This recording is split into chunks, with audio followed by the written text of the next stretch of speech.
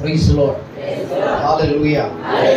સંગતિના ભાગ તરફ હું તમારા ધ્યાનને દોરવા માંગુ છું અને એમના માટે આપણે બાઇબલમાંથી જ વચન નો પાયો નાખીશું અને એ બાબતો પર આજે આપણે મનન કરીશું, એ બાબતો પર આપણે ચિંતન કરીશું અને એ બાબતો પર આપણે ખુદ ફોકસ કરીશું કે પરમેશ્વર આ સંગતિને લઈને કેટલા સિરિયસ છે અને સંગતિ કેવી રહેવી જોઈએ, કેવી રીતના આપણે સંગતિમાં આગળ વધવું જોઈએ અને મસીહ ઈસુના લોહી યા એમના માંસના સહભાગી થવા માટે તમારે અને મારે હૃદયની સ્થિતિ કયા પ્રકારની રાખવી જોઈએ એ તમામ બાબતોને આજે આપણે કવર કરીશું અને મારી સાથે વચન ખોલશો. પ્રેરિત કૃત્યો એનો 20 અધ્યાય અને 42મી કલમથી આપણે એ બાબતોને કવર કરવાનો પ્રયત્ન કરીશું અને તમામ વ્યક્તિઓ જો તમે આ સ્થાન પર ઉપસ્થિત છો તમારું ધ્યાન કેવળ અને કેવળ વચન તરફ તમે રાખશો. તેઓ પ્રેરિતોના બોધમાં એટલે જે લોકોને સુસમાચાર પ્રચાર કરવામાં આવ્યો, જે લોકો ઈસુ ખ્રિસ્ત પર વિશ્વાસ કરવા માટે આવ્યા અને એવો એ જ્યારે પત્રસે જ્યારે ઈસુ ખ્રિસ્ત વિશેનો પ્રચાર કર્યો, ઈસુ ખ્રિસ્ત વિશેનો જ્યારે ઈસુ ખ્રિસ્ત પત્રસ પ્રચાર કરે છે ત્યારે ઘણા લોકોના મનો વિંધાયા. એવો એ પિતા પુત્ર અને પવિત્ર આત્માના નામથી બાપ્તિસ્મા લીધું અને ત્યાર પછી બાઇબલ એવું કહે છે કે જે પ્રજા આવી, જે પ્રજાએ વિશ્વાસ કર્યો, જે પ્રજાએ ઈસુનો અંગીકાર કર્યો, એ પ્રજાએ એક પેટર્ન અપનાવી, એક પદ્ધતિ અપનાવી અને એ પેટર્ન, એ પદ્ધતિ આજની કલીસિયા, આધુનિક યુગની કલીસિયાઓની અંદર ગડબડીના માહોલને ને ઉદ્ધારને એવી રીતના લોકોની આગળ રજૂ કરવામાં આવી રહ્યો છે જ્યાં લોકો ઉદ્ધાર નથી પામી રહ્યા પરંતુ એવો માત્ર ને માત્ર ઈસુ ખ્રિસ્તને જાણકારીના રૂપમાં લે છે પરંતુ ઉદ્ધાર નથી મેળવી રહ્યા. જ્યારે આ ડિઝાઇનને તમે અનુભવ જોઈએ છે તો તમારી ને મારી આગળ એક નકશો મૂકવામાં આવ્યો છે અને આ નકશાના પદ ચિહ્ન પર તમારે અને મારે પ્રભુ ઈસુ ખ્રિસ્તના આવતા સુધી આપણે આગળ વધવાનું રહેશે. હાલેલુયા. અને આ જે કલીસિયા ઊભી કરવામાં આવી, લોકો ત્યાં આવ્યા, એ લોકોની ખાસિયત હતી અને એ ખાસિયત એ હતી, પહેલા નંબરની ખાસિયત શું છે બ્રધર? તેઓ પ્રેરિતોના બોધમાં, એવો પ્રેરિતોના બોધમાં હર હંમેશા માટે એવો એક પેટર્ન અપનાવી લીધી, એક પદ્ધતિને એ લોકો ફોલો કરતા રહ્યા. હાલાકી શાસ્ત્રીઓ દ્વારા, ફરસીઓ દ્વારા, પંડિતો દ્વારા અને સદુકી પંથ દ્વારા, કઈ કેટલા પંથો દ્વારા, કઈ કેટલા પંથો અને સિસ્ટમ અને વ્યવસ્થાને યરુશલેમમાં ઊભી કરવામાં આવી હતી. તો છતાં જે લોકો જે સુસમાચાર સાંભળી રહ્યા છે એ લોકો સદુકી પંથનો વિચાર લઈને ત્યાં નથી આવી રહ્યા, પંડિતવાદ ત્યાં નથી લઈને આવી રહ્યા, ત્યાં ફરોશીવાદ નથી લઈને આવી રહ્યા, ત્યાં વડીલવાદ નથી લઈને આવી રહ્યા, એવો લઈને આવી રહ્યા છે ઈસુ ખ્રિસ્તના સિદ્ધાંત પર વારે રહ્યા છે. તમે અને હું પ્રભુ ઈસુ ખ્રિસ્ત પર વિશ્વાસ કરીએ, યા સુસમાચારને આપણે સાંભળીએ અને એ સુસમાચાર આવીને તમારા જીવનનો પલટો કરી દે ત્યાં સુધી આપણે પણ એવા કંઈક બાબતોની અંદર ફસાયા હતા. પરંતુ જ્યારે ઈસુ ખ્રિસ્ત તમને મળી ગયા છે, મને મળી ગયા છે, તો પ્રશ્ન નંબર 1 અને તે છે, શું મેં મારા જૂના મતોને, જૂના વિચારોને ભૂલી શકી યા ભૂલી શક્યો, યા મેં છોડ્યા, યા હજુ બી છે, યા પછી કોઈક સમયે હું ઈસુના સિદ્ધાંતમાં ચાલુ છું અને કોઈક સમયે હું મારી મનમરજી પ્રમાણે કરું છું. આપણે વિચાર કરવો જોઈએ અને વિચાર એ માત્ર કરવો જોઈએ કે શરૂઆતી કલીસિયા જે છે એ કલીસિયા જુઓ, હજારો ગડબડીઓ આજના યુગની અંદર આપણને જોવા મળે છે. તો સચ્ચાઈ માટે આપણે ક્યાં જઈશું? સચ્ચાઈ માટે આપણે બાઇબલ પાસે જઈશું, પરંતુ બાઇબલના કોઈ બી વચનને આપણે ઉઠાવી નથી શકતા. બાઇબલના શરૂઆતી પ્રેરિતોએ તમારા અને મારા માટે શું શિક્ષણ આપી મૂક્યું છે, લખી મૂક્યું છે, ત્યાં તમારે અને મારે જોવું પડશે તો સત્ય તમને હાથ લાગશે. હાલેલુયા. હરેક વિશ્વાસ કરનાર વ્યક્તિની જિમ્મેદારી એ છે કે સુસમાચાર તમને મળી જાય છે તો પહેલી પ્રાથમિકતા તમારી એ હોવી જોઈએ કે અમે પ્રેરિતોના બોધમાં પહેલા સહભાગી થઈએ. અમને બોધ જોઈએ છે, અમને શિક્ષણ જોઈએ છે, અમને જ્ઞાન જોઈએ છે. શા માટે જ્ઞાન જોઈએ છે? શૈતાનનું સૌથી મોટું હથિયાર અજ્ઞાનતા છે. હોશિયાર 6 અને 4 કલમ વાંચો બ્રધર, જ્યાં બાઇબલ શું ખુલાસો કરે છે. શેતાનનું સૌથી મોટું ષડયંત્ર, સૌથી મોટા હથિયારની બાઇબલ વાતચીત કરે છે. તમે એકબીજાને કહો અજ્ઞાનતા. અજ્ઞાનતા. અને આ વાત એક વ્યક્તિને નરકની ઓર લઈ જાય છે. યસ, મારા લોકો જ્ઞાનને અભાવે નાશ પામે છે. યસ, હોશિયાર પ્રબંધક મારફતે પવિત્ર આત્મા એ બાબતનો ખુલાસો કરી રહ્યો છે કે લોકો નરકની અંદર યા એ શેઓલની અંદર કેમ જઈ રહ્યા છે, શા માટે નાશ પામી રહ્યા છે. રીઝન આપેલું છે અને એ રીઝન છે અજ્ઞાનતા, જ્ઞાનનો અભાવ. તમે અને હું ભગવાનની સંગતિથી કંટાળી નથી શકતા. તમે અને હું વચનના પ્રચારથી આપણામાં આળસ નથી લાવી શકતા. બાઇબલ અભ્યાસ કરવામાં, આપણે સ્ટડી કરવામાં, પોતાના જીવનની અંદર આપણે બાઇબલ વાંચવામાં આળસ નથી કરી શકતા. યદી હું આળસ કરવા જઈશ, મારા પડવાના દિવસો શરૂ થઈ જશે. અવાજ આજે તમે કાન ખોલીને સાંભળશો. તમારા જીવનની અંદર પડવા માટેનું પહેલું કારણ છે અને એ કારણે છે મેં જ્ઞાન તરફ મનને લગાડ્યું, જ્ઞાન તરફ મેં લક્ષ્યને લગાડ્યું. જ્ઞાન જ્યાં મળે છે એ સ્થાનને મેં સિરિયસલી લઈ લીધું. જ્ઞાન જે સ્થાન પર પરમેશ્વર મને આપે છે એ જગ્યા સિરિયસલી નથી, એ સેવક સિરિયસલી નથી લીધો, મેં એ ત્યાંની વ્યવસ્થાને સિરિયસલી નથી લીધી. એટલા માટે એ અજ્ઞાનતા મારું હથિયાર બની જાય છે. કોના માટે? શેતાન માટે. અને એ શેતાન એ જ મારા હથિયારનો ઇસ્તેમાલ કરશે અને મને ડાયવર્ટ કરીને બીજા વાતોની અંદર યા બીજા મતની અંદર મને ઘસડી લઈ જશે અને મને ડૂબાડી દેશે. મારા વહાલાઓ, તમારે ને મારે અંતિમ શ્વાસ સુધી વાત યાદ રાખવી પડશે કે મને દેવના જ્ઞાનને મારે છોડવું નથી. શું પ્રચાર તમને કંટાળારૂપ થઈ ગયો છે આજની તારીખમાં? શું બાઇબલ તમારા માટે કંટાળારૂપ થઈ ગયું છે આજની તારીખમાં? શું ચર્ચ એટેન્ડ કરવું એ તમારા માટે કંટાળારૂપ થઈ ગયું છે? યા પછી સ્તુતિ આરાધના કરવી તમારા માટે કંટાળારૂપ થઈ ગયું છે? તો યદી કંટાળારૂપ થઈ ગયું છે તો જ્યાંથી તમને જ્ઞાન મળી શકે છે અને જે સ્થાન પરથી તમારો ઉદ્ધાર થઈ શકે છે, તમે બચી શકો છો, એ તમામ માર્ગને શેતાને બંધ કરવાની શરૂઆત કરી દીધી છે વ્યક્તિના જીવનની અંદર. તમારી પાસે જ્ઞાન કેવી રીતના આવશે? તમારી ને મારી પાસે જ્ઞાન આવશે એના બાઇબલ, એમના વચનોનું અધ્યયન કરવાથી, યા મારે બોધ સાંભળવાથી, યા શિક્ષણ લેવાથી, મીટિંગ એટેન્ડ કરવાથી, પ્રચાર સાંભળવાથી મને જ્ઞાન મળે છે. અને એ જ્ઞાન શેતાનના માટે નુકસાની છે અને મારા માટે લાભકારક છે. શું આપણે આ ફેબ્રુઆરીના પહેલા દિવસે આ મહિનામાં શું આપણે એક મહિનો કાઢી નાખ્યો? તો છતાં હું આજે તમને કહેવા માંગીશ, શું તમે પ્રેરિતોના બોધના આ પહેલા સિદ્ધાંતને તમારા જીવનની અંદર ફોલો કરી રહ્યા છો? ઘણી વખત પ્રશ્ન એ થઈ જાય છે, આજે મૂડ નથી એટલે વાંચવાની કઈ ઈચ્છા નથી. મને કહેવા દો, આ ઈચ્છા ઉત્પન્ન કોણ કરે છે? હેલો, બાઇબલ જે છે તમારા મૂડ પર આધાર નથી રાખતું. તમારા મૂડને ખરાબ કરવા માટે જીવનની અંદર એક ઘટના કાપી છે. પતિ પત્નીના વ્યવહારમાં એક ઘટના કાપી છે. ગજન પણ કારણ બની શકે છે, પૈસા કારણ બની શકે છે. તમારું મનગમતી ચીજ છે તમારી પાસે નથી આવી માટે તમારું મૂડ આઉટ થઈ શકે છે. ઘરમાં ઘણું કામ હોવાને કારણે તમારું મૂડ આઉટ થઈ શકે છે. ઘરનું બીજું મેનેજમેન્ટ ઘણું હોવાને કારણે, તમારા શરીરમાં થકાન હોવાને કારણે તમે એ શાયદ કામ નહીં પણ કરી શકો. કારણો ઘણા બધા છે. હાલેલુયા. પરંતુ યદી તમારા અને મારા જીવનમાં આ નથી તો બાજુવાળાને કહો વિનાશ શરૂ થઈ ચૂક્યો છે.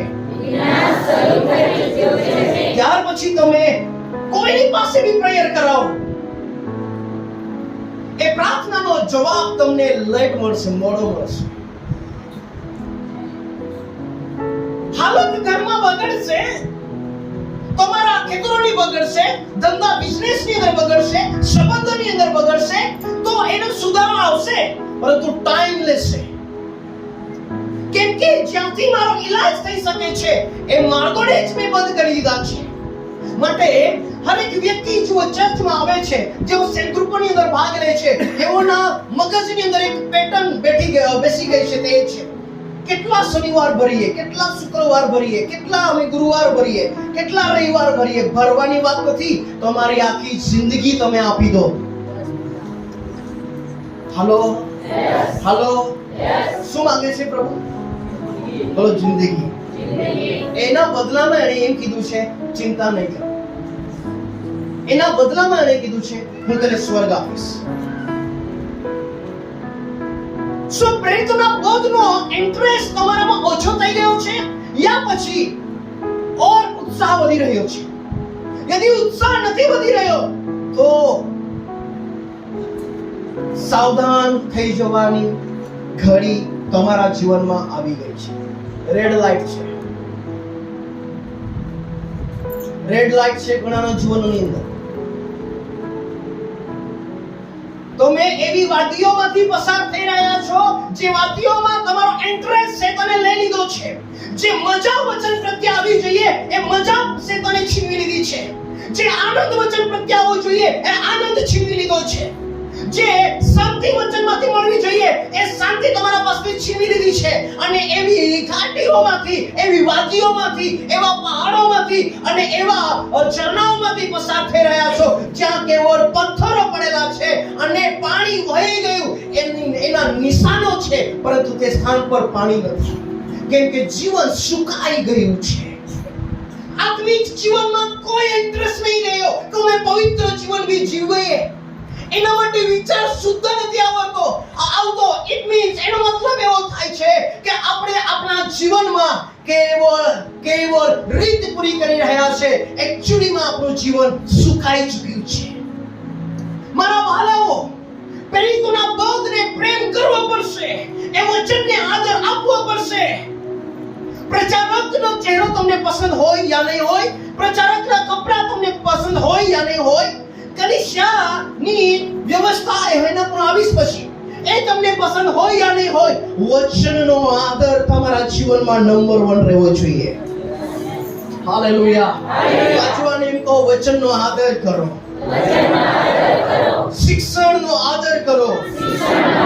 કોઈ ઠપકો આપે તો એને માન આપો. Hallelujah, hallelujah. શું તમે પ્રેરિતોના બોધમાં આગળ વધી રહ્યા છો?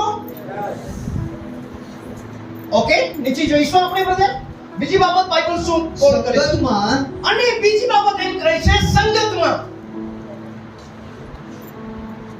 શું તમે બોધમાં છો? જેને રિયલ બોધ સાંભળ્યો છે, જેના જીવનમાં રિયલ શિક્ષણ મળ્યું છે, સત્યનું સાચું શિક્ષણ મળ્યું છે, એ વ્યક્તિની અંદર તમે પહેલા સ્થાન પર જશો. એ વ્યક્તિ સંગતિને ક્યારેય નહીં છોડે. તમે અત્યાર સુધી શિક્ષણ લીધું, એ શિક્ષણનું પરિણામ શું આવ્યું? એ શિક્ષણનું પરિણામ એ આવવું જોઈએ કે મારામાં સંગતિની વ્યાખ્યા મારા જીવન દ્વારા બહાર લોકોને દેખાઈ રહી છે. બાજુવાને એમ કહો, સંગતિ. સંગતિ. શું તમે સંદેશો સાંભળ્યો છે? પૂછો એમને પ્રશ્ન. શું તમે બોધ સાંભળ્યો છે? તો હવે પ્રશ્ન એમ પૂછો, શું તમારા જીવનમાં સંગતિ છે? યદિ સંગતિ નથી તો ડાઉટ નંબર 1. તો ડાઉટ એ છે, શું જે પ્રેરિતોનો બોધ મળ્યો છે એ સાચો મળ્યો છે યા પછી કંઈક મિશ્રિત થઈને તમારા આગળ પીરસવામાં આવ્યું છે? યદિ એ સંદેશ જે પહેલા તમારા પાસે આવ્યો છે એનામાં યદિ કંઈ મિશ્રણ આવી ગયું છે તો તમારામાં ખાસ ઉણપ રહેશે, અને એ ઉણપનું નામ છે સંગતિ.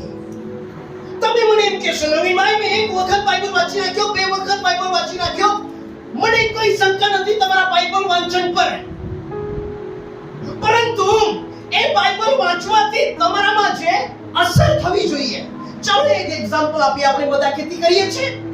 માની લો તમે મકાઈની ખેતી કરીને આવ્યા છો ને મોટા ભાગે લોકો મકાઈ કરે છે માટે હું મકાઈનું એક્ઝામ્પલ આપું છું.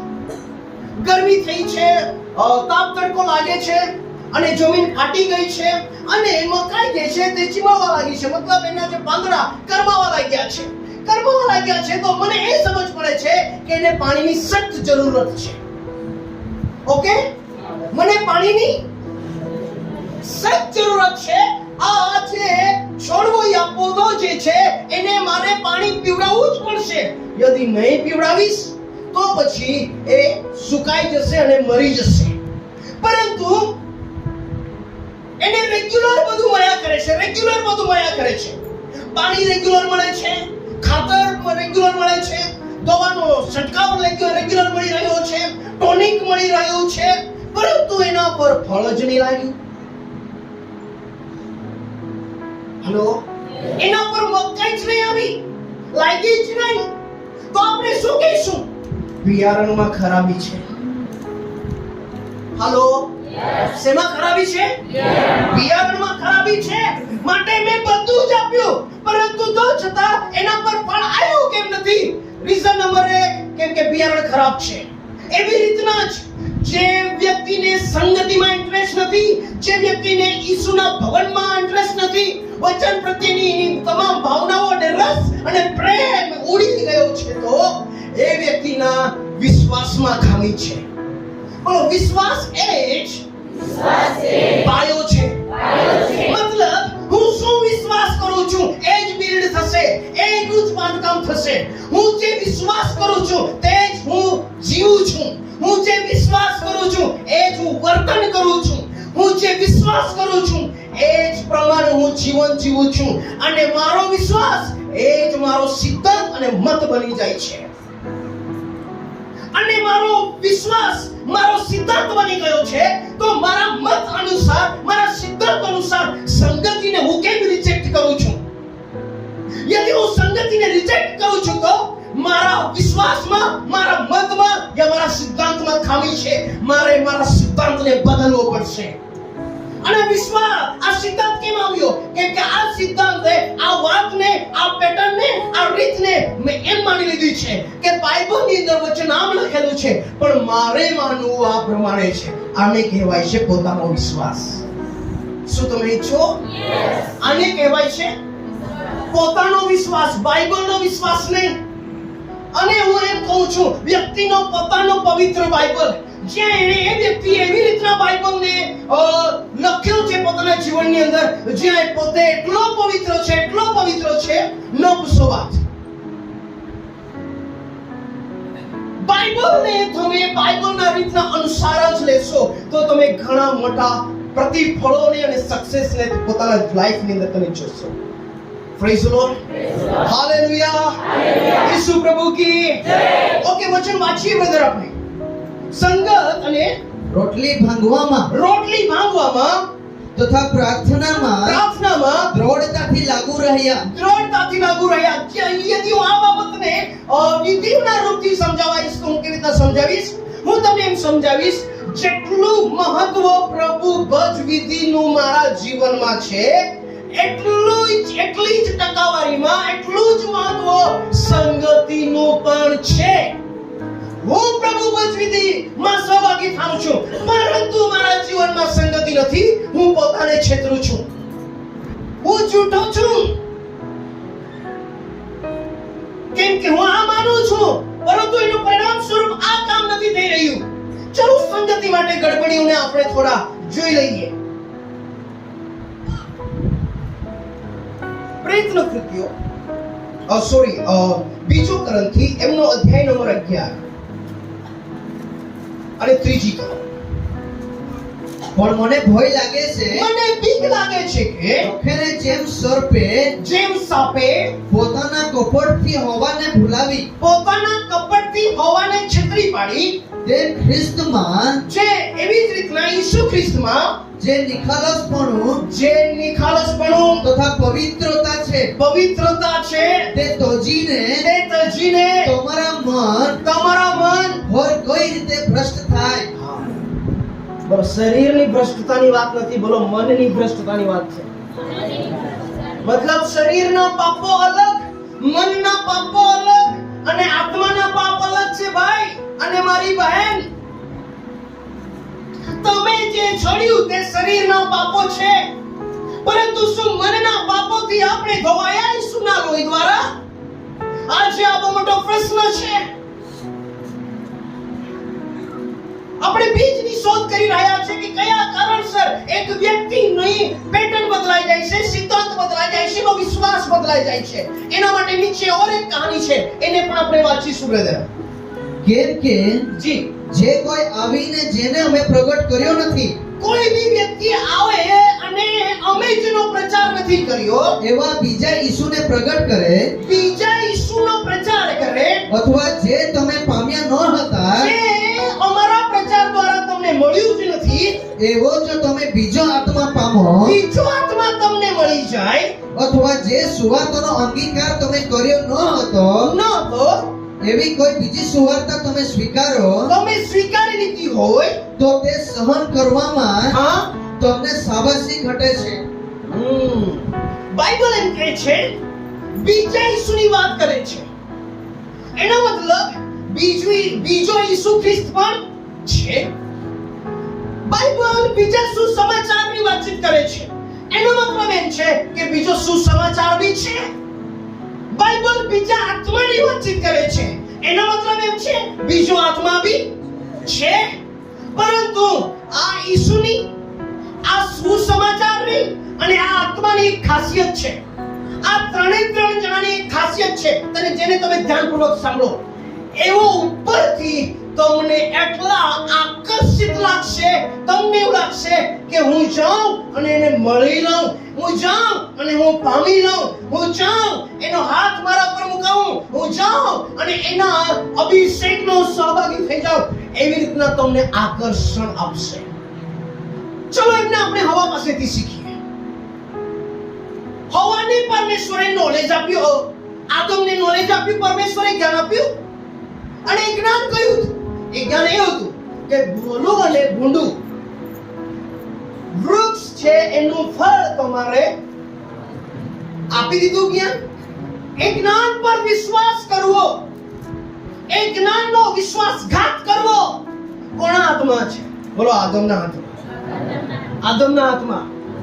હવે શેતાન પોતાની ચાલાકી દ્વારા એ પ્રૂફ કરે છે. શું પ્રૂફ કરે છે?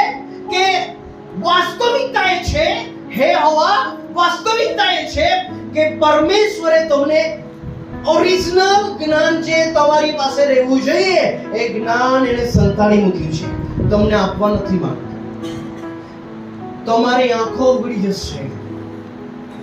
હેલો, શું કીધું? બાજુવાને કેવો? આંખો ઉઘડી જશે. અને આજ આકર્ષણ આજે એવા ઈસુ પ્રત્યે આધુનિક ચર્ચિસ, આધુનિક પાસવાન, આધુનિક એપોસ્ટલ, આધુનિક પ્રોફેટ, આધુનિક સુસમાચાર અને આધુનિક બાળક એ બાબતોને નથી સમજી રહ્યા કે અમે કઈ જગ્યા પર છેતરાય તો નથી રહ્યા ને.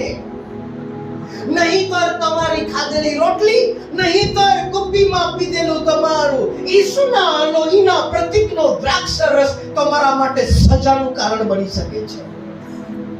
પૌલુસ આ બાબતનો ખુલાસો એમ કરે છે, જ્યાં સુધી તમે એનો ભેદ નહીં સમજો ત્યાં સુધી તમે દ્રાક્ષ રસમાંથી તમે પીતા નહીં અને રોટલીમાંથી તમે ખાતા નહીં.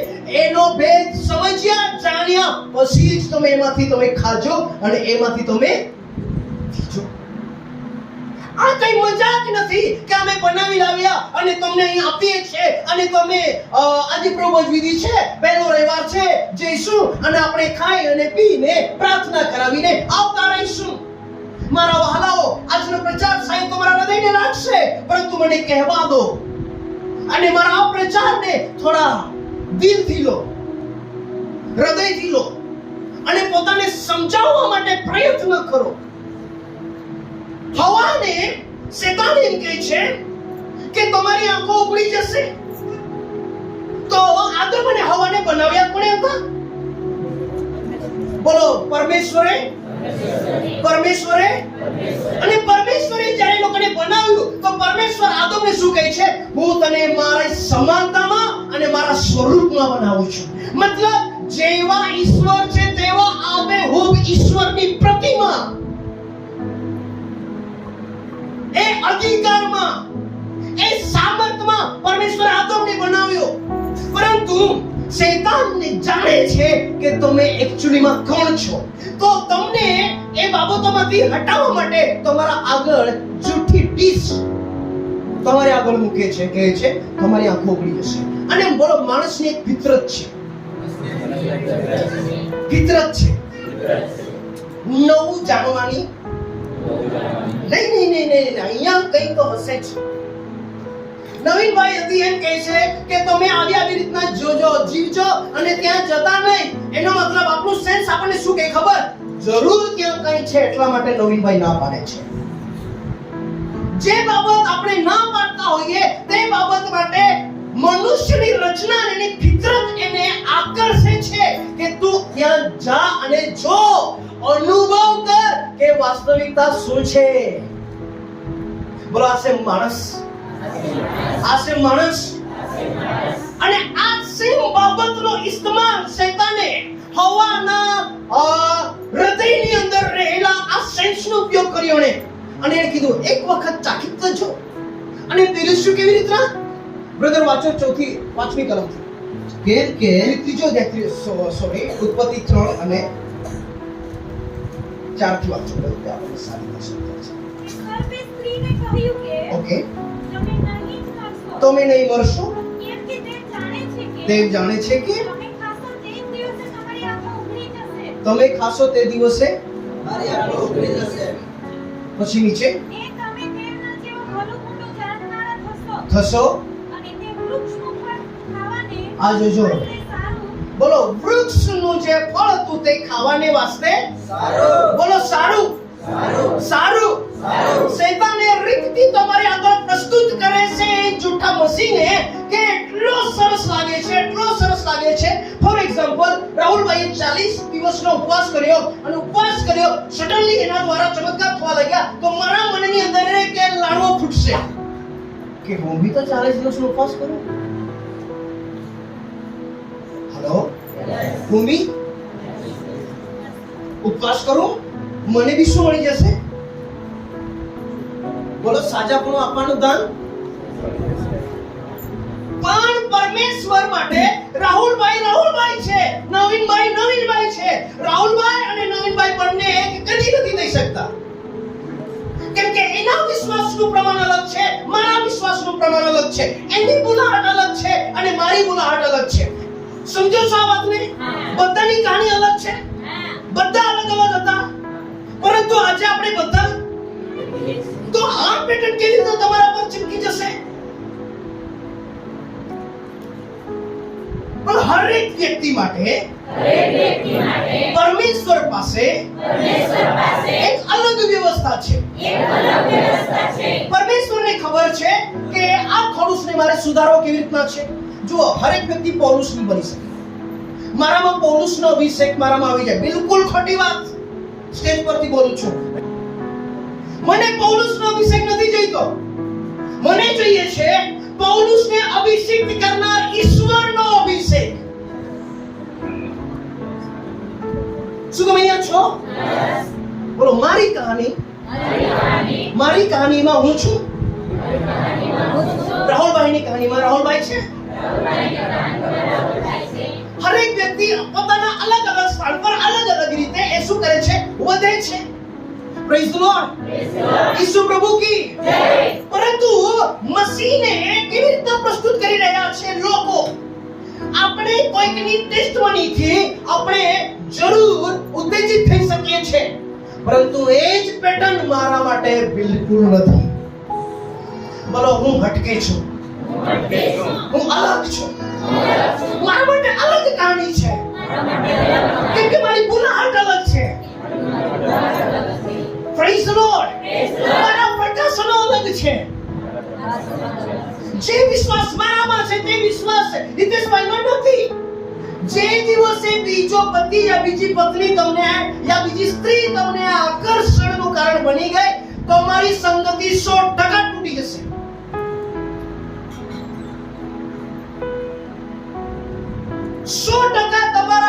તમારા પ્રેમની અંદર ખેદ આવશે.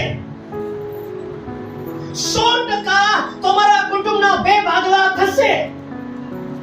100% ત્યાં તલાક થવાના ચાન્સીસ છે. 100% તમારી ઇજ્જત ખરાબ થવાના ચાન્સીસ છે. કેમ કે મારું આકર્ષણનું કેન્દ્ર બિંદુ કંઈક બીજું વ્યક્તિ બની જાય છે. પરમેશ્વર પરથી આકર્ષણ હવાનું ઘટાડવા માટે પરમેશ્વરે જે વૃક્ષના ફળ ખાવાની મના કરી હતી, એ જ ફળને શેતાન એવી રીતના પીરસે છે કે એને પરમેશ્વર કરતા વધારે પ્રેમાળ લાગે છે. શું એવી કઈ વસ્તુ છે આજની તારીખમાં? હે વિશ્વાસીઓ, સાંભળો. જો એ બાપ્તિસ્મા લીધું છે, તમે સાંભળો. તમારા જીવનમાં એવી કઈ વસ્તુ છે જે તમને આકર્ષી રહી છે? એવી કઈ વસ્તુ છે, એવું કઈ પાત્ર છે જે ઈસુને તમારા જીવનમાંથી દૂર લઈ જઈ રહ્યું છે? Praise lord. યદિ મારું આકર્ષણ બદલાઈ જશે તો મારો રિશ્તો એ પરમેશ્વર સાથે તૂટી જશે. મારું આકર્ષણ આ ફળના દેખાવ પર જશે તો મારો રિશ્તો પરમેશ્વર સાથેનો રિશ્તો મારો તૂટી જશે.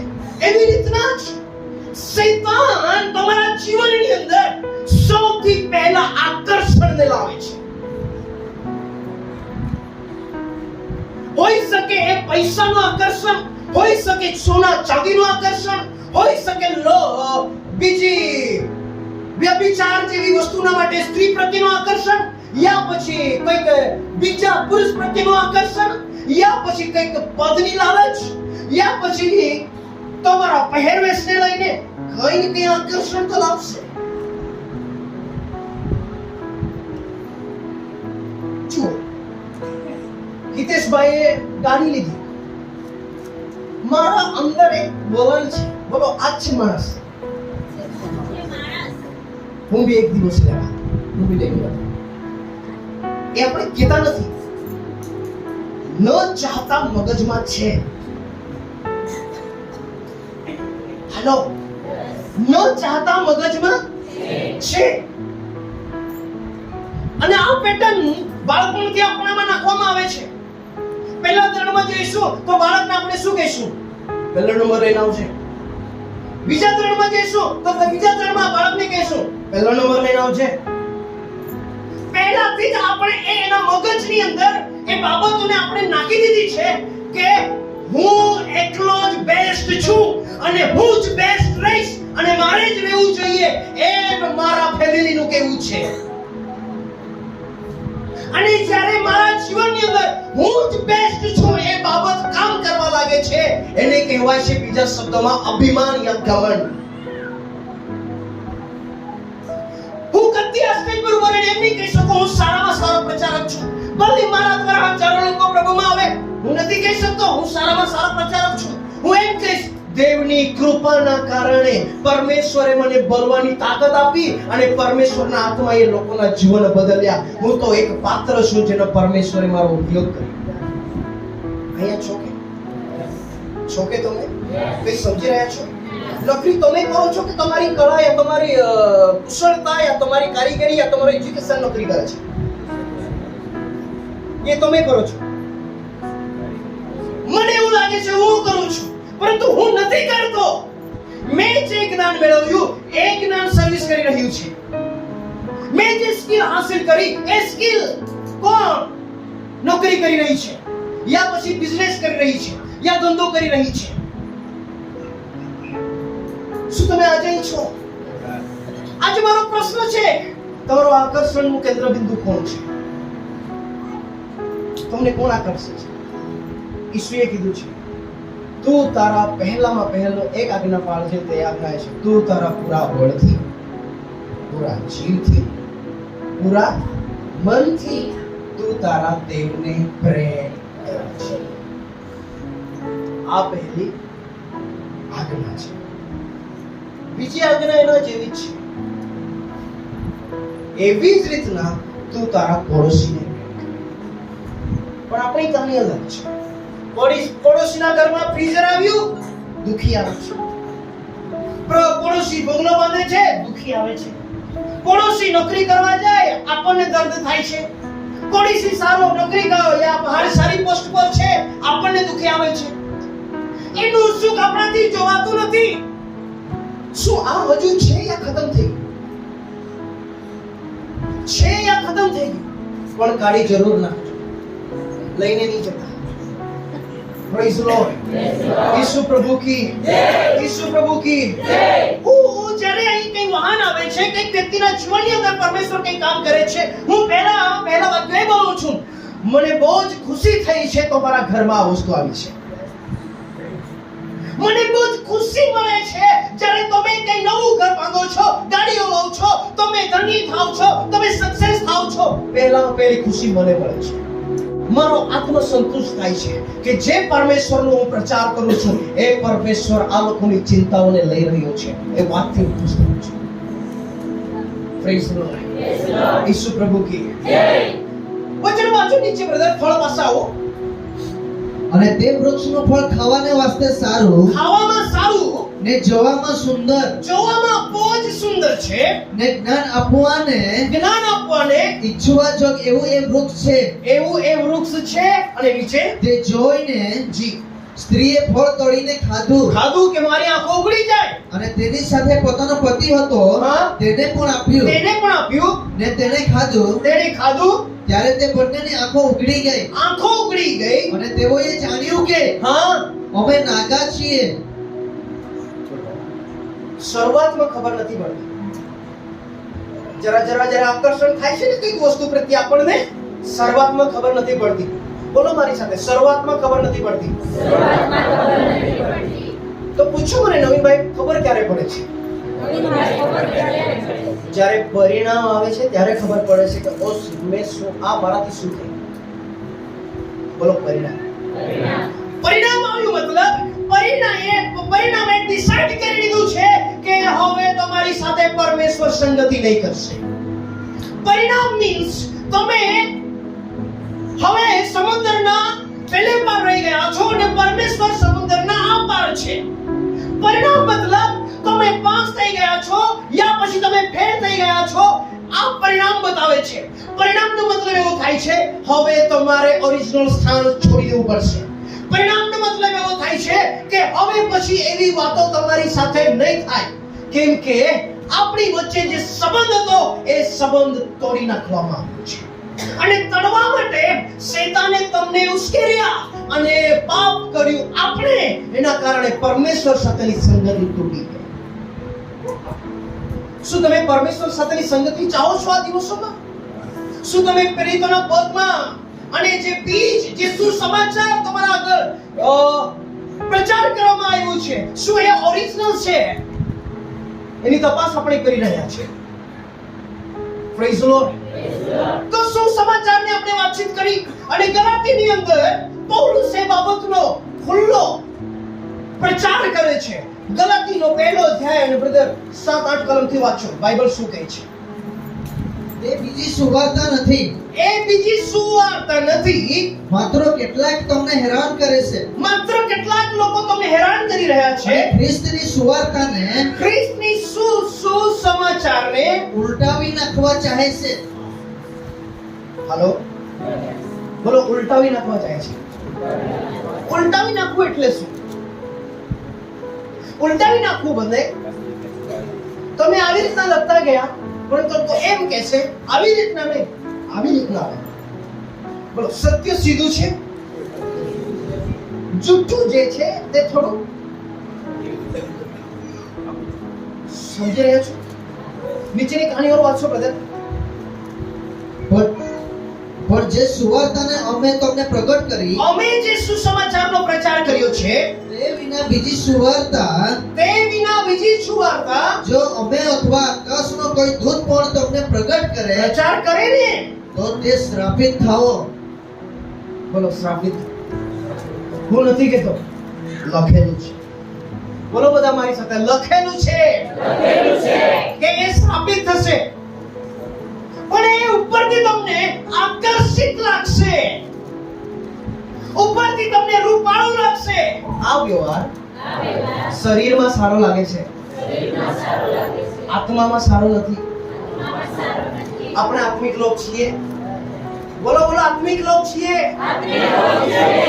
શું તમારી આંખો આજ દિન સુધી એ લેવલ પર નથી ઉગડી કે સારું શું છે અને નરસું શું છે એ પારખવાની શક્તિ શું મારી પાસે નથી? રહેવી જોઈએ યા નહીં રહેવી જોઈએ? પરમેશ્વરના એક દાસ ડીજીએસ પોલ દિનાકરણ, જેઓ પોલ દિનાકરણ ના પપ્પા હતા, એવો નહીં, જ્યારે પરમેશ્વર એક વખત સ્વર્ગની અંદર લઈ ગયા તો પરમેશ્વરે ઈસુ ખ્રિસ્તને એક પ્રશ્ન કર્યો, અને પ્રશ્ન એ કર્યો કે પૃથ્વી પર તમારા દાસો એટલી આપદા કરે છે, એટલું દુઃખ વેઠે છે, અને તમારા સુસમાચારને કારણે એઓની દશાઓ બધી આવી થઈ ગઈ છે, તો તમે એઓના દિવસો આવા કેમ રાખો છો?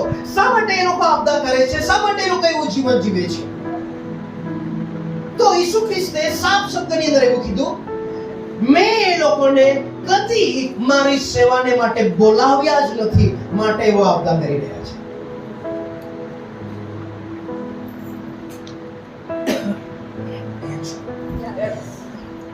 શું કીધું?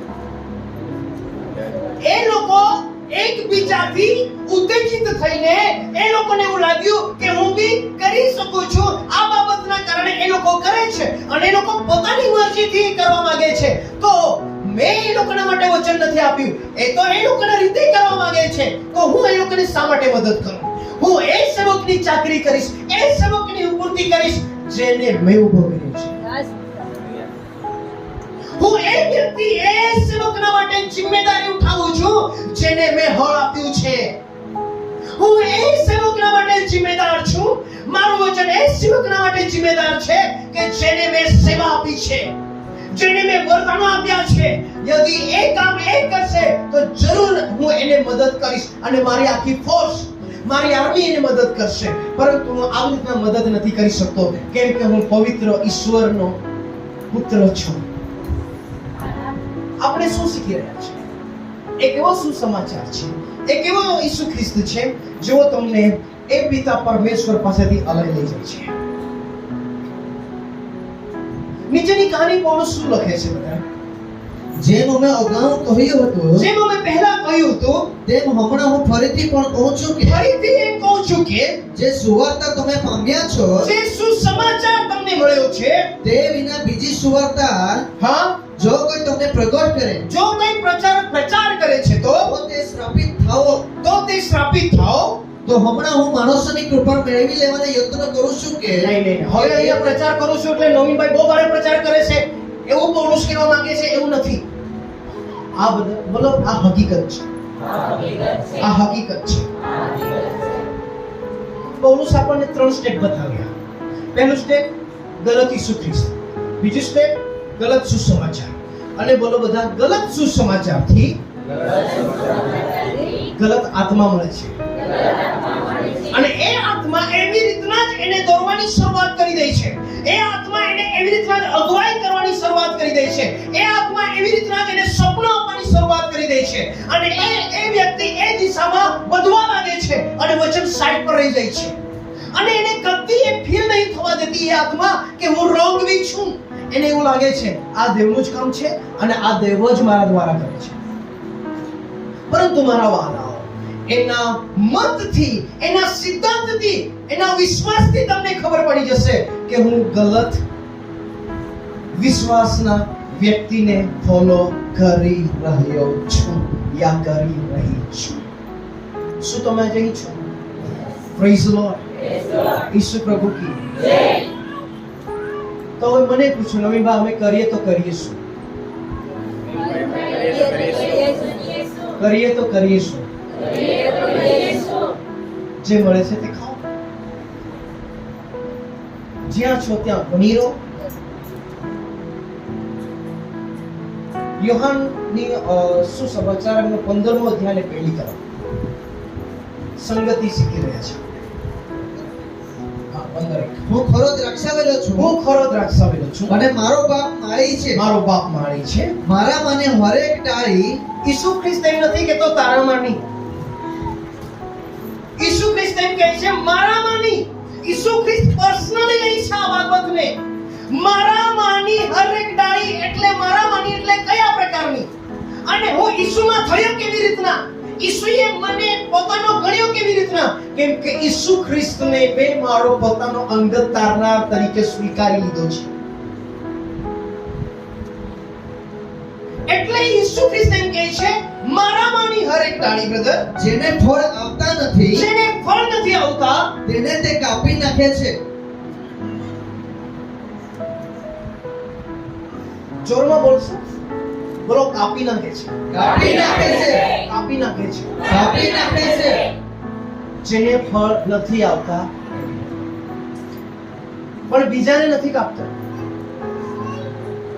બીજાને નથી કાપતો. બોલો જે ઓરિજિનલ છે એને, અરે બોલો ને,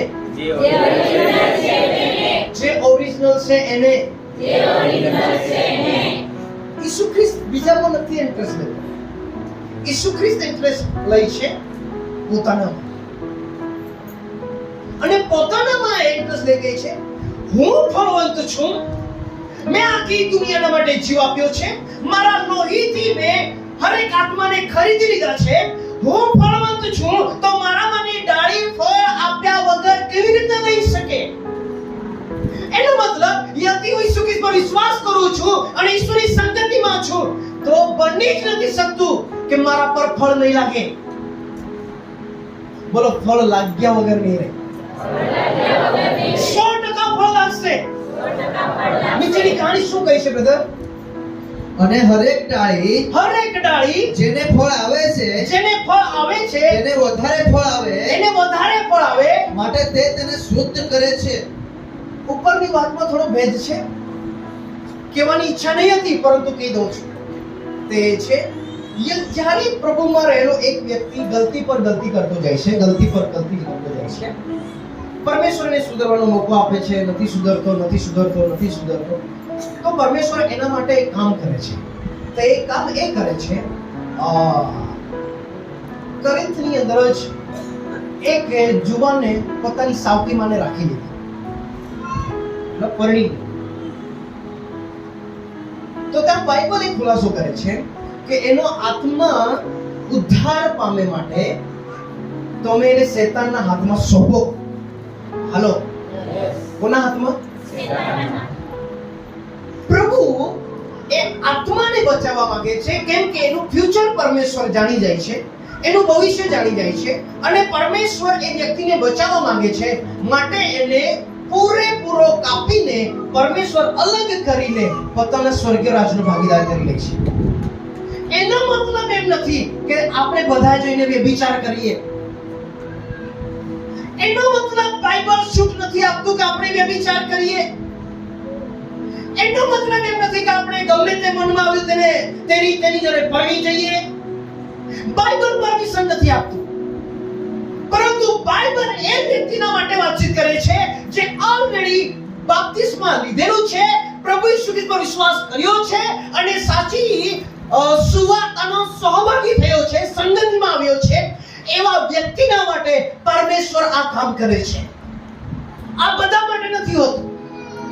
અને નીચેની જે બાબત છે એ બાબતે તમને અને મને થોડા કાપે છે તાકી સારી રીતના ફાટ આવે અને નવા કુમળા પીલા બહાર નીકળે અને એની અંદર મોર આવે અને ફરીથી ઘણા વધારે ફળ આવે.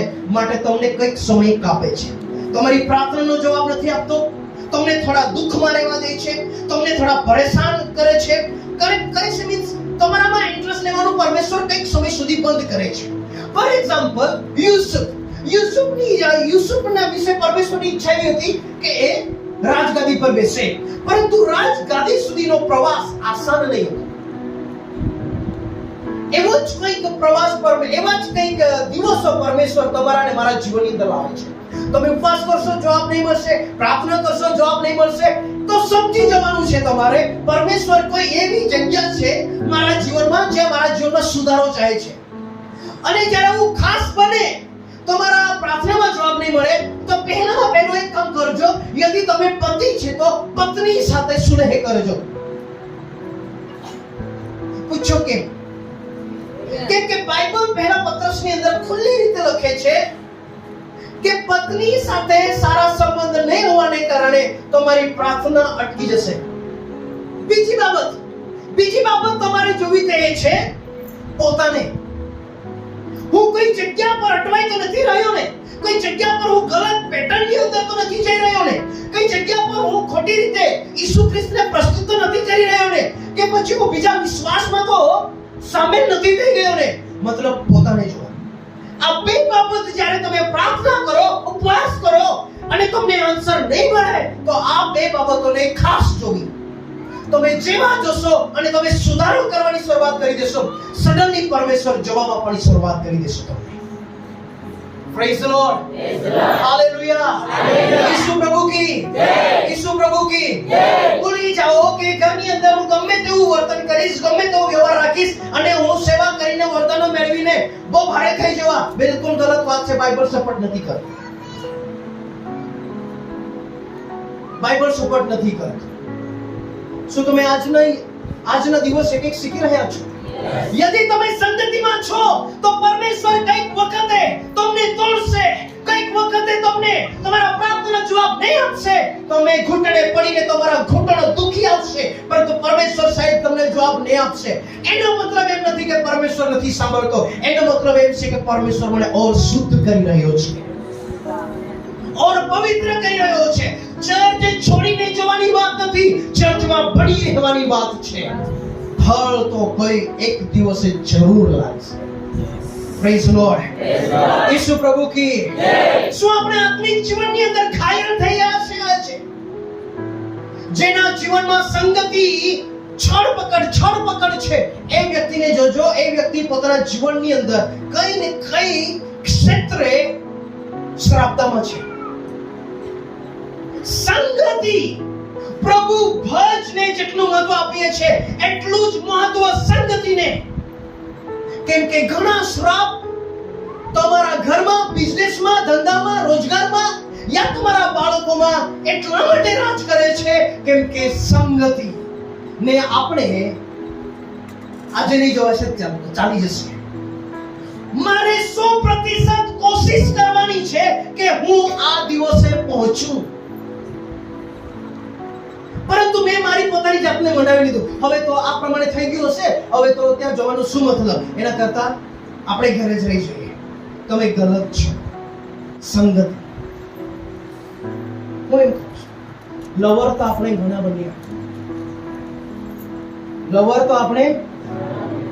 બન્યા. એક વખત મારા ઈસુના લવર બનીને જોયા. જીવ આપવાની વાત તો આપણે આપણા પતિને બી કરી અને પત્નીને બી કરી, આજ દિન સુધી આપી નથી શક્યા. પણ એક કરાર મારા ઈસુ સાથે કરીને તો જુઓ.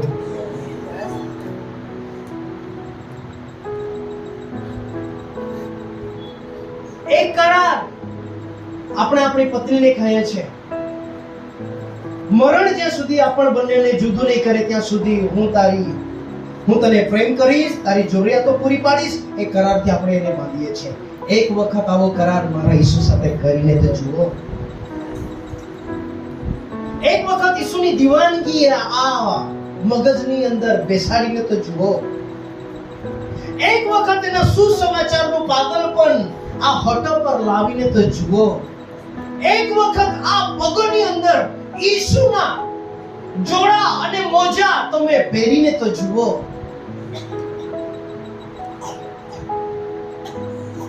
એક વખત ઈસુના માટે જીવવું, ઈસુના માટે મરવાની આ ધડકનને એક વખત ધડકાવીને તો જુઓ. તમારી સાથી, તમારું પરિવાર, તમારું ઘરબા ની ટોટલી જિમ્મેદારી પરમેશ્વર પોતે લે છે. એ કહે છે, હું તારી ચિંતા કરું છું, તું કેમ ચિંતા કરે છે?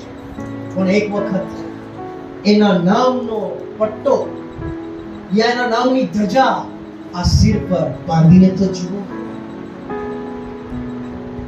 હાલો, ઈસુના નામના માટે થોડા હાથ ઉઠાવી તો જુઓ અને એના રંગમાં રંગાઈ જવાની વાત તો જરા પોતાની સાથે કરી જુઓ. ખરેખર મારા વહાલા, એ ઈશ્વરને મેં મારા જીવનમાં કામ કરતો જોયું છે. શું તમે સંગતિથી દૂર ભાગી રહ્યા છો? હું એનાથી દૂર ભાગું જેણે મને પ્રેમ કર્યો? હું એનાથી દૂર ભાગું જેણે મારા માટે જીવ આપ્યો? હું એનાથી દૂર ભાગું જેણે મારા માટે કાંટાનો મુગટ પહેર્યો? હું એનાથી દૂર ભાગું જેણે મારા માટે ખીલા ખાધા? હું એનાથી દૂર ભાગું જેણે મારા માટે 39 ફટકાનો માર ખાધો? શું મને એનો પ્રેમ આજે એટલો ફિક્કો લાગવા લાગ્યો કે એની હજરૂમાં જઈને એના નામની તાળીઓ પાડવાની મને શરમ આવે છે? મારા ઘરનું કામ એના માટે મારા માટે એટલું કિંમતી થઈ ગયું કે ઈશ્વર જેણે પોતાનું લોહી મારા માટે વેવડાવી દીધું, એ લોહીની આજે કદર મારા જીવનની અંદર ઓછી થઈ ગઈ. એનું માન અને મર્યાદા મારા જીવનની અંદર ઓછું થઈ ગયું. શું હું એટલો પોતાને પ્રેમ કરવાનો વ્યક્તિ તો નથી બની ગયો? જોબલેસ હતા ત્યારે પરમેશ્વરને કહેતા, પરમેશ્વર તું મને જોબ આપ, પરમેશ્વર તું મને સફળ કર. અને જ્યારે જોબ આવ્યો ત્યારે પરમેશ્વરથી આપણે દૂર જતા રહ્યા. કોઈ કારોબાર નહીં હતો ત્યારે પરમેશ્વરની આગળ આપણે આંસુઓ પાડ્યા અને એ પરમેશ્વર આપણને કારોબાર આપ્યો. અને જ્યારે કારોબાર આવી ગયો ત્યારે પરમેશ્વરના પ્રેમને આપણે એમ કહીએ છીએ, પ્રભુ આજનો દિવસ ચલાવી લેજો, મારાથી નહીં હોય. જ્યારે પગપાળા આવતા ને રિક્ષામાં આવતા તો ભાડું ખર્ચીને આપણે આવતા અને પરમેશ્વરને એમ કહેતા, જો મારી પાસે ગાડી આવી જાય તો હું એક મીટિંગ અટેન્ડ કરીશ. અને જ્યારે ગાડી આવી ગઈ ત્યારે પરમેશ્વરને એમ કહીએ છીએ, આજે મારી ગાડી ભાડા પર ગઈ છે, આજે મારાથી નહીં જોવાય. એ પરમેશ્વરની આગળ આપણે કાલાવાલા કર્યા, રડ્યા, કકડ્યા અને એ પરમેશ્વરે પોતાના સો અને ઘાવોથી જે છુટકારો મને મળવાનો હતો એ છુટકારો જ્યારે મને આપી દીધો. અને આજે જ્યારે હું ખુશી અને શાંતિનું જીવન જીવું છું ત્યારે મારા મગજની અંદર એક વિચાર આવે છે કે ઘરે બેસીને જો પ્રાર્થના કરી લેવો. કેમ એની સંગતિ મને પ્યારી નથી લાગતી? કેમ એનો પ્રેમ મને પ્યારો નથી લાગતો? સ્વર્ગમાં જવાનું મને ગમે છે પરંતુ એની ઉપસ્થિતિ મને આજે બી કાંટાની જેમ ખૂંચે છે. તો મારા જેવો મતલબી વ્યક્તિ આ દુનિયામાં બીજો કોઈ નથી. મારા પ્રભુને જરા પ્રેમ કરીને તો જુઓ, એની સંગતિમાં બેસીને એની આગળ તાળીઓ પાડીને તો જુઓ. રે સકળા દેશો તમે યહોવાની આગળ જય જયકાર કરો અને તાળીઓ પાડો. મારા પ્રભુનું નામ જરા ઉઠાવીને તો જુઓ, કેમ કે તો રાજાઓનો રાજા અને પ્રભુનો પ્રભુ છે.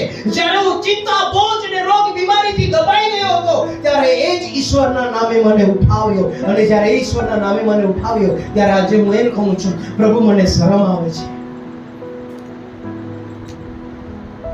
જ્યારે હું તકલીફોમાં ખાટલા પડ્યા પલંગ પર પડેલો હતો ત્યારે મને પૂછવાવાળા ચંદ લોકો હતા, પરંતુ જ્યારે મને ઈસુના નામે ઉઠાડ્યો ત્યારે એ જ ઈસુનું નામ લેવા માટે અને એ જ ઈસુના નામની પ્રાર્થના કરવા માટે પલંગ પર મને અને ખાટલા પર મને આળસ આવે છે. જ્યારે એ પગ દુખતા હતા ત્યારે આપણે પ્રાર્થના કરીએ ઈસુને અને ઈસુએ તમારા અને મારા પગોના હાડકાઓ અને સાંધાઓનું દર્દ લઈ લીધું, પરંતુ એ જ પગોને એમ કહીએ છે આરાધનાની અંદર આપણે 5 મિનિટ ઊભા રહીએ અને પરમેશ્વર આગળ આપણે હાથો ઊંચા કરીને એની સ્તુતિ કરીએ ત્યારે તમારા અને મારા હાથો અને પગોની અંદર દર્દ થવા લાગે છે.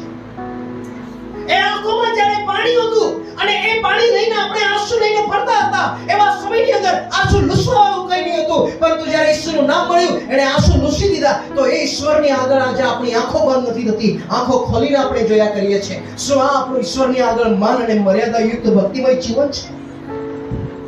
આજે આપણે ટાઈમ ટેબલ પ્રમાણે પરમેશ્વરની હાજરીનું મૂલ્યાંકન કરીએ છીએ કે હજુ તો ગીતો શરૂ થયા હશે, હજુ તો સર્વાધિક પ્રાર્થના થઈ હશે, હજુ તો ત્યાં કંઈ નહીં થયું હશે. અને એ જ્યારે આપણે પહેલી વખત આવ્યા અને દુઃખ અને તકલીફમાં હતા ત્યારે કોઈ નહીં આવ્યું, તે પહેલા આવીને આપણે અહીંયા બેઠા હતા.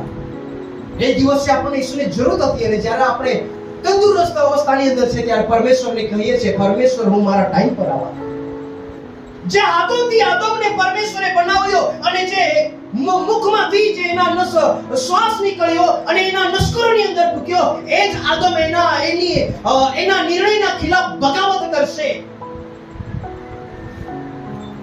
એ જ આદમે પરમેશ્વરના વિરુદ્ધ બગાવત કર્યું અને પરમેશ્વરની સંગતિને એમ કીધું, પરમેશ્વર દરરોજ સાંજે તું મને મળવા આવે છે, મને તારી ઉપસ્થિતિ પસંદ નથી, મને આ ફળ પ્યારું લાગે છે, મને આ સંગતિ પ્યારી લાગે છે. હું રાતના 12 અને 11 વાગ્યા સુધી એમ જ હું જાગતો રહી શકું છું, પરંતુ મને 11 અને 12 વાગ્યા સુધી બાઇબલ વાંચવા માટે મને કંટાળો આવે છે અને ઈસુની ભક્તિ કરવા માટે મને શરમ આવે છે. મારા વહાલાઓ, ઈસુના નામનું કફન શું આજે તમારા ને મારા શિરે બાંધેલું છે એ જરા તપાસીને તો જુઓ. એની સંગતિને શું આજે આપણે મજાકમાં નથી લઈ રહ્યા? જ્યારે આપણે દારૂ પીને રખડતા અને ફરતા વ્યસની જીવન જીવતા, આપણી કોઈ ઓકાત અને આપણું કોઈ માન મર્યાદા નહીં હતું, અને આજે પરમેશ્વર આપણને લેવલ પર લાવીને મૂકી દીધા છે. ચર્ચમાં આવીએ છીએ તો આપણે નંબર 1 વ્યક્તિ બનીને આવીએ છીએ. સારા કપડાં પહેરતા કરી દીધા, આપણને કોટ બૂટ સૂટ પહેરતા કરી દીધા, આપણને સોનું ચાંદી પહેરાવતા કરી દીધા, આપણા ઘરોને બનાવતા કરી દીધા. જે વસ્તુઓ નહીં હતી પ્રભુએ વસ્તુઓ આપણા ઘરોની અંદર વસાવી દીધી. અને એ જ પરમેશ્વરની જ્યારે ભક્તિ કરવાનો સમય આવે છે ત્યારે આપણે એમ કહીએ છીએ, પરમેશ્વર આજે મારી પાસે સમય નથી. મારા વહાલાઓ, જરા પોતાના હૃદયને પૂછીને તે જુઓ, આપણે વફાદાર છીએ કે નહીં? શું ઈસુની સંગતિ, ઈસુના લોહીને અને ઈસુની આ રોટલી, માંસરૂપી રોટલીને આપણે બદનામ કરી રહ્યા છીએ? એક લાસ્ટ વચન વાંચીશું આપણે. 1 કોરિન્થીઓ 10મો અધ્યાય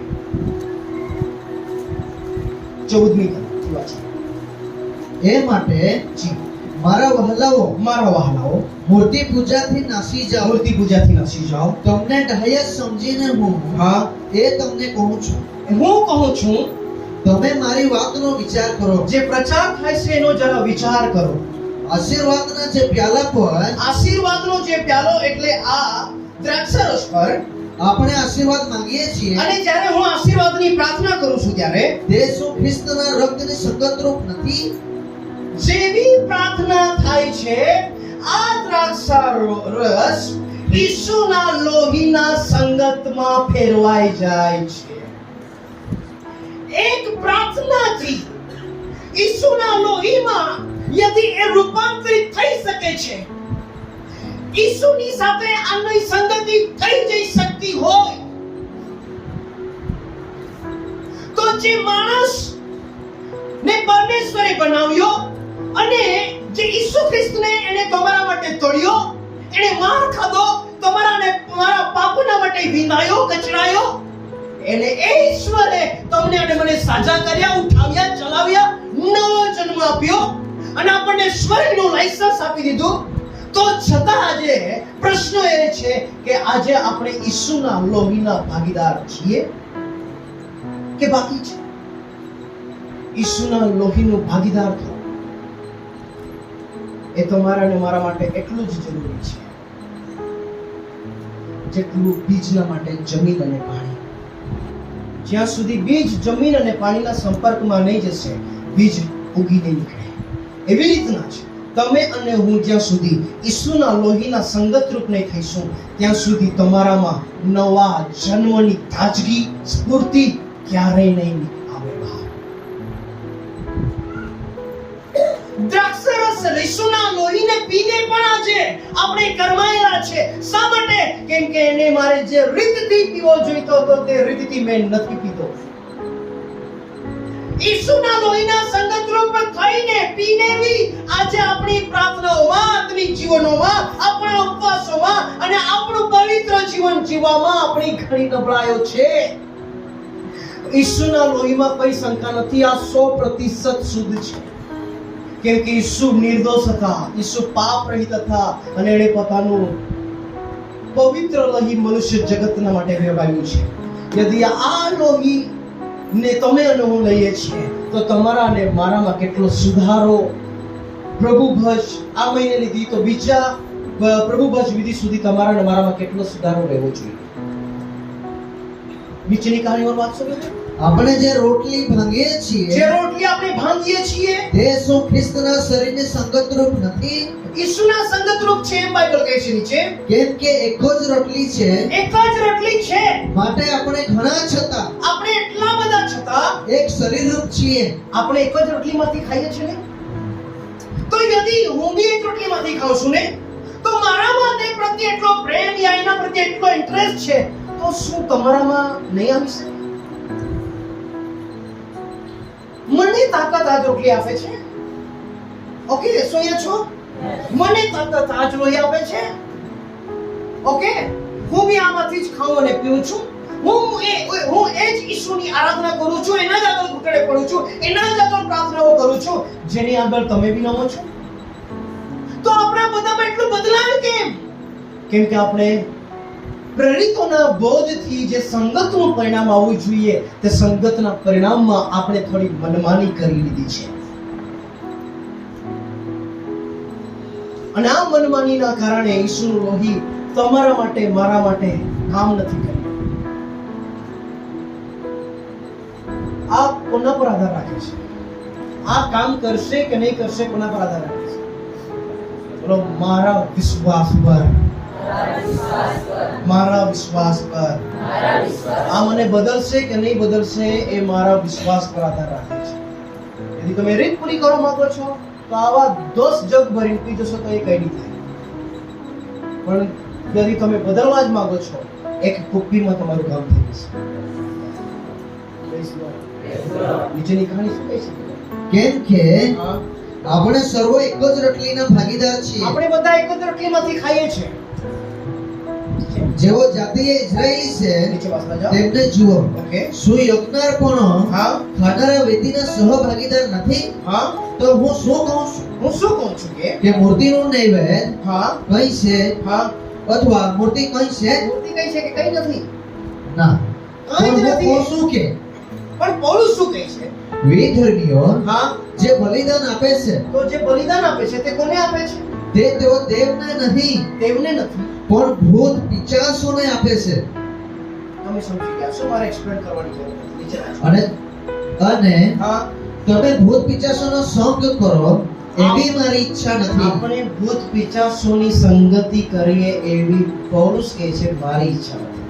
અને મારી બી એવી ઈચ્છા નથી કે પાપ હૃદયમાં રાખીને આપણે આ લોહીને એમ કહીએ પાપ અને પવિત્ર લોહી એક જ જગ્યા પર રહો. પોસિબલ નથી. આ લોહીમાં એક તાકાત છે. યદિ ત્યાં પાપ છે તો પાપને હંમેશા માટે કાઢી નાખશે. આ લોહી અને પાપ એક ઘરમાં નથી રહી શકતા. મારા જીવનમાં એક બાજુ દ્રાક્ષરસ, એક બાજુ રોટલી અને એક બાજુ પાપ નથી રહી શકતા. પૌલુસ એમ કહે છે તમે બે માલિકની સેવા કદી નથી કરી શકતા. તમે એકને ખતમ કરો અને બીજાને તમે અંદર રાખો. એકને પ્રેમ કરશો અને બીજાને તમે ધિક્કાર કરશો, દ્વેષ કરશો. આ જે પ્રોબ્લેમ શું છે કલીસિયાનું? કલીસિયાનું પ્રોબ્લેમ એ છે એવો પીવા તો પી લે છે પરંતુ આ લોહીને અને પાપને સાથે રાખે છે. ચેતવણી આપી દઉં છું, એવા લોકો ક્યારેય સ્વર્ગમાં નહીં જાય. બની શકે તો બાઇબલના પહેલા પાને લખી લેજો, ક્યાં તો આ રહેશે કાં તો પાપ રહેશે. પાપ રહેશે તો મરણ નક્કી નિશ્ચિત છે. यदि આ રહેશે તો જીવન નિશ્ચિત છે. તમારે નક્કી કરવાનું છે મારા મનમાં, મારા શરીરમાં, મારા આત્મામાં હું હવે રોટલી દ્રાક્ષરસને સ્થાન આપું યા પછી હું પાપને રાખું. કહેવાતા ખ્રિસ્તીઓ ઘણા છે પણ કઈ કામના નથી. બોલો, જીવન જીવનારા ઓરિજિનલ વિશ્વાસીઓ છે. Praise lord, praise lord. નીચેની કહાની પણ કવર કરશું. તમે પ્રભુના પ્યાલા સાથે ઈશ્વરના પ્યાલાની સાથે ભૂત પિશાચોનો પ્યાલો પી શકતા નથી. ભૂત પિશાચોનો પ્યાલો પી શકતા નથી. હરેક પાપ એ જીવતી શૈતાનિક શક્તિના એક રાક્ષસને બતાવે છે. તમારી નજરમાં ઈર્ષા એ સામાન્ય ઈર્ષા છે. તમારી ને મારી નજરમાં નફરત એ સામાન્ય નફરત છે. તમારી ને મારી નજરમાં કોઈને ગાળ આપી દેવું સામાન્ય છે. તમારી ને મારી નજરમાં કોઈકના વિરોધની અંદર અદેખાઈ કરી દેવું સામાન્ય હોઈ શકે. આત્મિક દુનિયામાં એક એવી શક્તિ છે જેના બંધનમાંથી તમારે ને મારે છુટકારો જોઈએ છે. સામાન્ય નથી. આ સિરિયસ વાત છે. यदि अदेखाई નીકળી રહી છે, ઈર્ષાઓ નીકળી રહી છે, નફરત આવી રહી છે, કોઈકનો આનંદ તમારા ને મારાથી નથી જોવાતો, કોઈકની ગાડી તમારા ને મારાથી નથી જોવાતી, કોઈકની ખુશી તમારા ને મારાથી નથી જોવાતી, તો તમારા ને મારામાં જલસીનો રાક્ષસ છે ને પહેલા મારો. અને જલસીના રાક્ષસને મારવા માટે પ્રભુ બસ વિધિ એ બેસ્ટ ઉપાય છે. Praise lord. જલસની આત્મા અને દેવના આ પવિત્ર લોહી અને એનું માંસ એક ઘરમાં રહી નથી શકતા. જેને માફ કરવા માંગતા હોય એને માફ કરો. બસ કરો. હવે એકબીજાના વિરુદ્ધમાં જવાનું બંધ કરો. એકબીજા પર તહોમત મૂકવાનું બંધ કરો. આ આવો આ દેવી એને આમ કર્યું, પેલી આમ કર્યું, પેલા આમ કર્યું, આ બંધ કરો. હવે એ સમય આવ્યો છે, મારામાં ઈસુ છે અને ખ્રિસ્તના લીધે હું જીવું છું. મારામાંથી કેવળ ઈસુ જ બહાર નીકળશે. યદ્યપિ રાહુલભાઈમાંથી ખરાબ બાબતો નીકળશે તો બી મારામાંથી સાચી અને સત્યની જ બાબતો બહાર નીકળશે. બોલો, સંગતિ એ પવિત્ર છે. તમારી સાથે માની લો રાહુલભાઈએ મારી સાથે કઈ ગલત વ્યવહાર કર્યો તો હું એના ચક્કરમાં એમ કહી દઈશ, એના કરતા હું બેસવા બી નહીં આવું. સંગતિ સાથે આનું શું લેવા દેવા? હલો, સંગતિ સાથે શું લેવા દેવા? શેતાન રોકે છે. શેતાન રોકે છે. બબાલ કોઈ બીજા સાથે અને વગર કામનું માથે કોણ પડે છે? સંગતિ. સંગતિ બોલો એ પવિત્ર છે. સંગતિ એ પવિત્ર છે. કેમ કે અહીંયા આપણે ઈસુના દેહમાં રહે છે. આપણે એકબીજાનો અંગ છીએ. મારા વહાલા, શું આપણે ભૂત પિચાસો અને ઈસુના આ લોહી અને માંસને એક જ ઘરમાં તો નથી રાખી રહ્યા ને? બધી એક જ ઘરમાં રાખી રહ્યા છો. તો આવો આપણે પોતાના સ્થાન પર ઊભા થઈ જઈએ અને પરમેશ્વરને એમ કહીએ, પરમેશ્વર મારા આ ઘરને શુદ્ધ કર.